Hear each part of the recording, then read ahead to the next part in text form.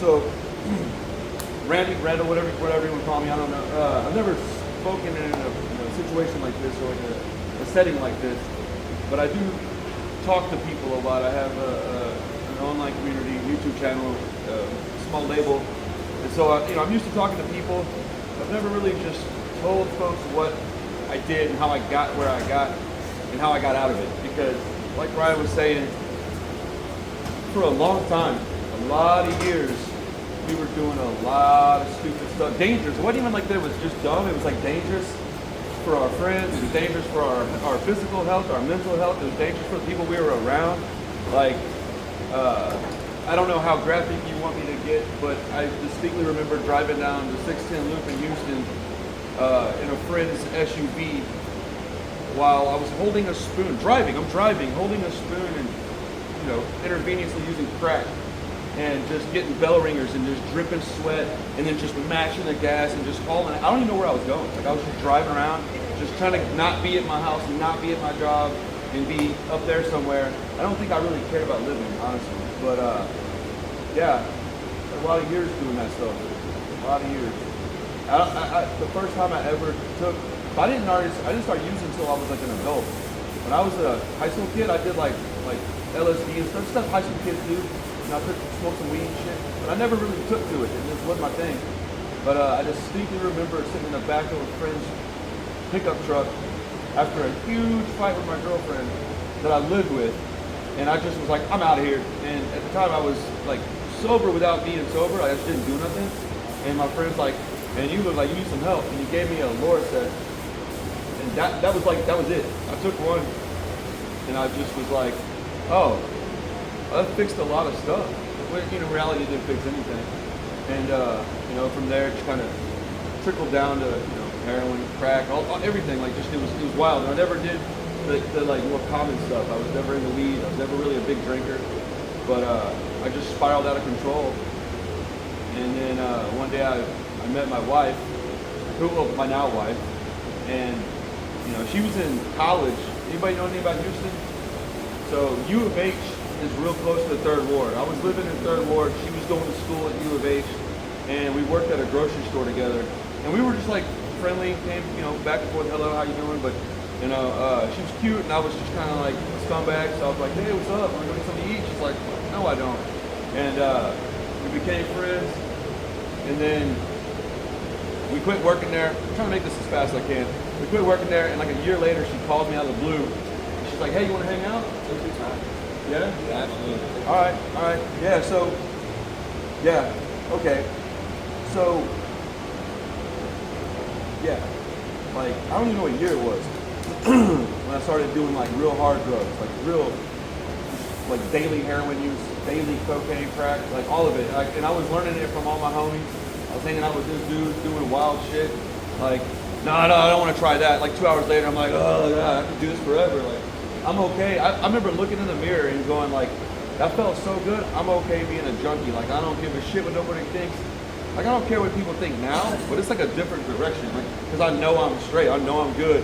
I know I work hard. I know what Ryan thinks of me. So I'm not concerned what the world thinks. Back then it was like, now I could just be a sketchy junkie. I'm cool with that. It felt so good. So I was just wilding out, man. I mean, I'm walking down the street, taking our brand new shoes off our feet, and trading them for like $20 worth of hard, like just, and then looking for like rigs and shit, and you find one that you might have used, but it might have been your homeboys, or like talking to people that have never done that stuff, and you're like right in front of them, and you're like, yeah, you mind? And they're just like, and you're just like, all right, bet, just buy, and then you're just like lean over in their house, like, and then you come to, and you're just like, hey, I gotta go. And hey, can I borrow some money? Like, just like, yeah, just crazy shit, or introducing them to drugs, which is horrible, But, I ended up getting a stable job at that grocery store. I met the woman that became my wife, and I was a meat cutter and like seafood, and I was selling dope out of that place. Like, you could come up and order like fish or like ground beef, and I would wrap it up with a gram and just, here you go, and you go buy the beef or the fish, and then, slide me 40, 50, 60, whatever it was. And I did that for a long time, and my manager was like an old school addict, and he just flat out was like, hey man, be careful. which was like a green light to me. He didn't tell me to stop anything. I was like, heard, bro. All right. So I just started bringing like pre-prepared stuff to work. I mean, my pockets were like full of dope. Like, I don't even understand what I was doing. I don't know how I'm alive. I don't know how I never went to prison. Like, I've been arrested a bunch of times. I took a bunch of Lorceps and Somas and then drove to Best Buy in my friend Cody Beck's car. And then, like, as I'm walking to Best Buy, it all kind of hit me. And I forgot what I was there for. So they see me walk in, I'm stumbling around. They're like, oh, this dude's drunk. So they call the police. And so I don't know this. So I go and I realize, oh, I'm looking for some cables. I go look at them. The prices are all crazy. And I was like, I don't think this is what they wanted. And I was like, I'll go check. And so I just leave. I didn't have a cell phone. I just left. And so they're like, oh shit, drunk dude's in here, stumbling around. And he just left. Hey, he's probably stealing too. And so I get up to the car and I go beep, beep. And then I just fall asleep standing up. And I must have been asleep, I don't know, 4 or 5 minutes. And I just kind of came to, hopped in the car, turned it on, hit the gas, then looked behind me and ran straight into a police car. And yeah, and got arrested, went to jail. Again, I don't know how I never went to prison. I don't understand any of the stuff. I feel like, I don't know who's religious in here, but I'm sort of religious. I definitely believe that God was like, yo, calm down, you know, or whatever you want to call it, the universe, you know, my thread, whatever. But whenever I stopped working at HEB, I got a phone call out of the blue, and it was my wife Carissa, and she's like, hey, you want to hang out? And I was like, I asked this girl on a date probably 100 times. I was like, yeah, that's cool. And I'm like looking around my house, and there's like weapons and drugs, and I'm just like, I was like, what am I gonna do if she comes over here? And so I was like, all right, yeah, whatever. So I clean up a little bit, and then she shows up, and I'm wearing like basketball shorts, a red t-shirt, a red hat, red socks, red shoes, and I opened the door, and I was like, oh, she's got like nice bootcut jeans on, a blouse, earrings, her hair's done, her makeup's done, she's got on heels, and I just was immediately like, what are you doing here? Like, what I gotta go make a run. I was just like, what's up? And I was like, hey, you go to a job interview or something? And she starts laughing. She's like, no. And she's like, can I come in? And I was like, yeah. And I smoked cigarettes at the time, so I was like, give me a second. And I was lit a cigarette. I was just kind of standing around. I didn't understand why she was there. And she's like, no, I got stood up on a date. And I was like, I started laughing. I was like, seriously? She's like, yeah. I was like, did you send him a photo? And she's like, no, should I? I was like, fuck, not now. I was like, nah, dude. And she literally stayed at my house for weeks after that. And she would drive. She's a sweetheart. My wife is 100% sober, no tattoos. Like when I met her, she was listening to like the radio and shit, going to school. Just, she didn't understand me at all, you know? But she immediately, I knew I was gonna marry her. Like I knew it. Like she had to go to Germany for 6 weeks for school. And I'm selling coke, I'm selling weed, I'm selling pills. And so I'm just like, well, hey, one day she's talking like a couple days before she leaves, and she says, hey, when I get back, can you pick me up from the airport? And I was like, I don't have a driver's license. Like I got, my shit was taken. Like I didn't have a license for almost 15 years. And so I was like, I mean, I can meet you there. She's like, I was just gonna leave you my car. And that's when I was like, oh, damn, she cares about me. I was like, so I told her, I was like, you know what I'm gonna be doing with your car? And she's like, I mean, just be careful. And I was like, what the fuck? I was like, yeah, that's all right. And I was like, all right. So she leaves, and we talk on the computer every day, and then she comes back, I pick her up, and then she like kind of moves in with me. And I used to send her, we moved in like out of the hood, sort of, to another like lesser hood. And I would send her in the third ward with these little envelopes that had, you know, 800, 1600, 2 grand, 25, whatever, man. And I would get my dude to send me back ounces of coke, and then I would just put crack in my kitchen and sell it at my job. I worked for Sprint at the time, and I would just be in there answering phone calls and just selling crack, like outright in the open. Like it was just like, wait, hold on, man, what you want? Yeah, hold on, dude. Man, give me 1 second, man. And like, it was ridiculous. And you know, she gets pregnant, and I go to the hospital. So I'm 12 years sober. My son is 12 years old. That's obvious, right? But he was born in May. And my sober date's July. I actually don't know the exact date. I've been using my sister's birthday, which is July 18th, for probably about 10 years. So it's somewhere in that week, but July 18th is my date, this is her date, and I'm glad I'm alive when she's alive. And I was at the hospital when my son was born. I got 3 kids now, but this kid is different, man. Yeah, I'm sorry. But I'm like real high. Like I'm in the hospital and I'm like real fucked up. I took a bunch of shit, like a bunch of pills, and I'm like sitting in the hospital like this, and the lady's talking to me, and I'm just like, yeah. She's like, yeah, your kid's about to be born, and I was like, what? He's born? And I kind of sat up and I was like, what? And she's screaming, and I was like, oh fuck! And I stood up and it kind of snapped me out of it a little bit, right? But we ended up having our kid, and I'm like tripping out because I'm like, what am I doing, bro? Like, why did I do this to her? Like, what the fuck kind of scumbag am I? And I had told her, like, hey, if we have a kid, I'll stop selling coke. Like, that was my promise to her. I'll stop selling coke. And so I'm sitting there, I'm holding my son, and he's like 2 hours old, and he got this big ass head, and I'm like looking at him like, that's a cute ass kid, man. And I started crying and shit. I was all worked up, you know, doing a bunch of drugs. I don't know about you guys, but it fucked my emotions up. Like I'll start crying and like, they started playing We're Coming Back last night, bro, tears, bro. I was like, why am I crying right now? I'm like singing along, you know? And I was like, fuck, dude, it's because I shouldn't even be here. Like, I shouldn't be in New York. I've never left Texas until October of 2023. I never left my home state. Ryan knows why I was broke, man. I didn't have no fucking money to go nowhere. But I worked hard, I saved my money, my wife supports me. That's what I'm saying. I'm supposed to be here for whatever reason. I don't really know it yet. I guess it's to talk to y'all. But she has supported me like through and through. What I meant to say a minute ago is I'm holding my son. His name is Bricken, all right? And I'm holding, you know why his name's Bricken. And I'm holding him, and he's just looking at me, and he's not making any sounds, nothing. But I started like crying because I was scared. I was like, oh man, I think I made a huge fucking mistake. Like this is my life now. Like I'm no longer that guy. I'm this guy now. And I was like 40 pounds lighter. Like, oh, dude, it was scary. But I'm crying, and like I'm just like wiping my face off, and then a tear like falls down, and I'm holding him, and he goes boop, and it hits him in his forehead, and he just like grins at me real big, and I was like, oh, dude, I gotta fix this. And so I just started working on it, and I went through about like 3 days of like real bad detox, like bad, and I was like, no, I can't do this. Went, got some dope. I told my wife, I was like, hey, can you help me like wean off this? And she's like, I'll try. And I was like, all right.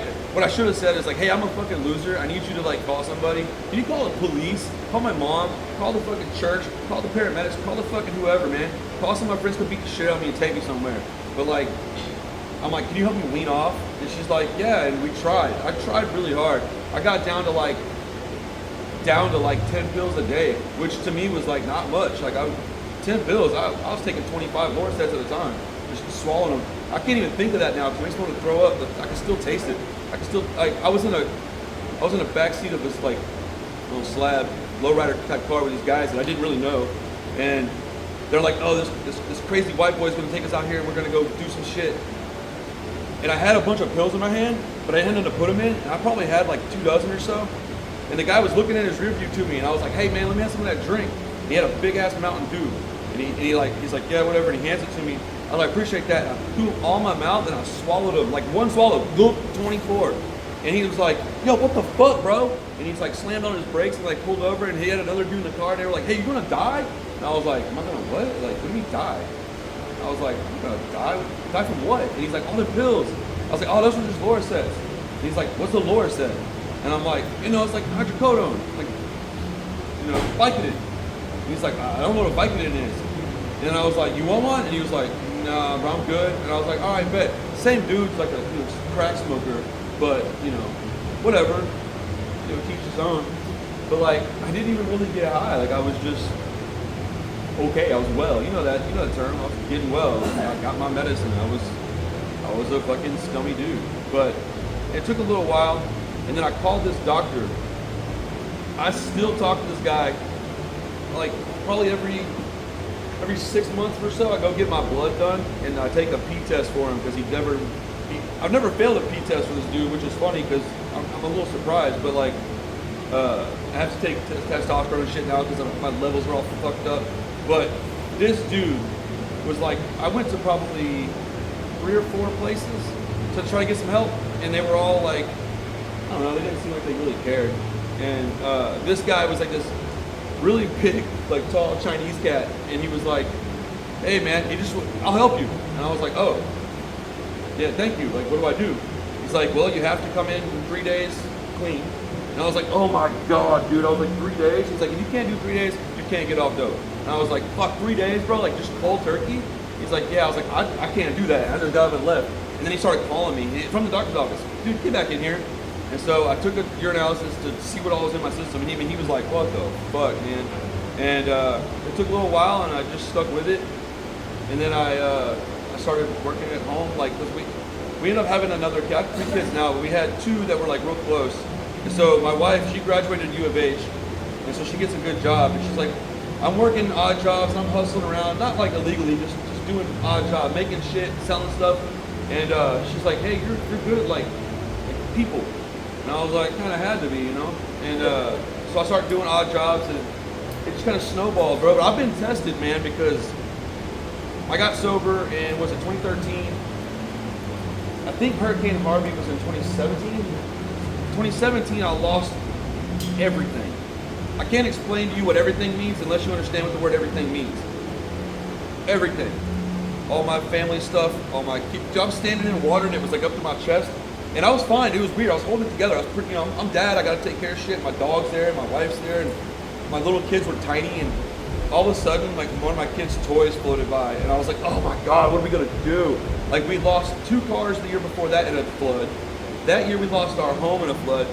So we get FEMA help, which they ultimately declined, and I had to get some loans, which we ultimately default on. But like, I opened up a comic book shop, because that's the business that I knew. I was like, hey, I can sell comics like I sell drugs. Like, this is easy. And I did it. We got in, we opened in 2018. By 2020, I was in the black. Like, my birthday's in March. So February, Valentine's Day 2020, I found out we were having the only planned child that we had.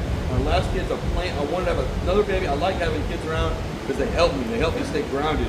And so we planned on this little dude. We got pregnant. We found out we were having a baby. And then a few weeks later, it's my birthday. I was celebrating, and we were in the black. The business was doing great. I had nobody helping me except her. It was just us doing this shit. We didn't have nobody's help. Like, I can't tell you how much nobody the fuck cared. Like, nobody cared. Like, nobody cared. Hey guys, I'm doing this thing. I really could use, like, just come hang out. Like, I'm filming it. I'm trying to, like, I need people here. And then, yeah, that's cool, man. Hey, that's cool, man. So I realized real fast that I got hurt. That's it. I got her and my kids. And then COVID happened, and we fucking lost the comic book shop. And I was like, dude, fuck this shit. I'm gonna go back to like what I was doing like back in the day. And she's like, what? And I'm like, no. Like I'm gonna go back into the music industry. I was like, she's like, gonna start a band. I was like, fuck that all up. I can't do a band. And I was like, nah. You know what? I'm gonna start a little tape label or something, man. And I started a YouTube channel. It was a completely different thing. And it just like, you know, through her support and then sobriety, because I couldn't have done any of this with anything. Like literally, like we went out 2021 maybe, 2019 maybe, I don't know, somewhere a few years ago. And she has beers and stuff, but I mean, it's okay. I'm the driver. I don't even like beer, so I don't give a shit. But somebody came by and just goes, hey, this is for y'all. And they dropped off 2 margaritas. When I'm telling you, I sat there and stared at it until it was liquid, bro. It was like a frozen one. And I was just staring at it. And she's like, are you okay? She's like, you want me to move that out of your way? And I was like, no, I got to sit here and look at it. And she's like, for what? And I was like, I don't know. I just got to stare at it. And she's like, you going to drink it? And I was like, I don't know, maybe. She's like, you think you can handle it? I was like, oh, no, definitely not. I was like, if I drink that, we're getting cocaine. And I was like, you know, I'm like 4 years sober. And she's like, oh, you know, and she's just like, well, I think I should move it. I was like, I think you should just leave it there. Let me sit through this. I just need to see, man. Like, I need to be tested sometimes. Like, I don't really go out and do stuff except, that's why I stay busy, man. Come out, I filmed shit last night. People are like, hey, where'd Randall go? But I was behind the barricade filming. I just want to be, like, busy. Stay busy, man. And I just, I got a channel that's growing and a little label, but it's all because of sobriety and my wife. That's the only 2 things in this world that matter to me, man. It's not falling off a fucking rocker and not fucking her up. So, yeah, I mean, that's where I got here. And now I'm flying to fucking New York. I don't know anybody in the city. I've never been here. I flew here by myself. And then I left my fucking credit card at home. well, my one I was planning on traveling with that has the the credit line, the nice one. So I was like, oh, there goes Uber. So I guess I'm doing a fucking subway thing. And so I've been riding around this, dude, fucking shit's wild, bro. But hey, clear mind, I'm all right. But yeah, everybody in here is sober, huh? It's fucking rad. No, there's too many people dying, man. We lost a lot of friends in Texas. A lot of them. But yeah, man, I appreciate you guys like hanging out and let me talk a little bit. I tend to be long-winded, so thanks, man. Thank you.